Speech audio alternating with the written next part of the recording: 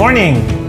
So you just finished going around all of the iFern offices, no? The building, the seminar area, the selling area, and I know that you've seen also our warehouse.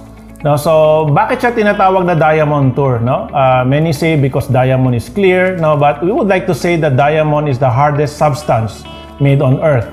No, and doing the diamond tour, no, allows us to show you, no, how hard or how strong or how credible, no, how established is iFern as a business. No, hindi kami yung kumpanya na bagong bukas lang. No, we started operations in 2003 as Fern Incorporated. No, in 2004 we launched Fern C, and by 2007 Fern C was already the #1 vitamin C in the entire Philippines. Okay, so in 2012, no, knowing that we wanted to go outside of the Philippines, in 2012 we launched iFern, and now it's 2020, and we have conquered, no, the local market. No, before kung sikat is Fern C for Fern Inc, now ang sikat is Fern D for iFern. We just acquired a new warehouse beside our existing warehouse, and that is designed, no, to hold, no, the expansion of iFern not just in the Philippines but outside of the Philippines. Kasi sobrang lakas yung volume, sobrang lakas, no, sobrang galing ng mga leaders ng iFern na tuloy-tuloy yung paglaki ng kumpanya. No, what we have here in iFern is sharing prosperity globally through entrepreneurship. And right now, we are just beginning, no, the steps of going out of the country. And what we have for you is a solid, no, networking company, no, anchored not just on offline movement but on online movement. Anchored not just on local growth but international growth.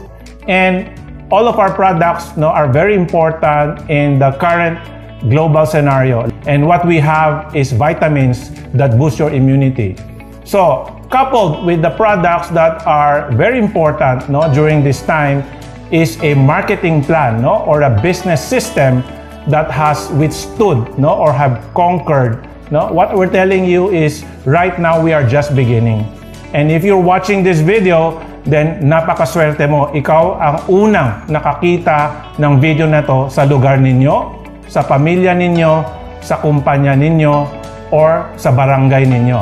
No, you are the first, so you can be the first mover. Everybody else, no, who want to earn, everybody else who want to be safe, no, is going to be under you.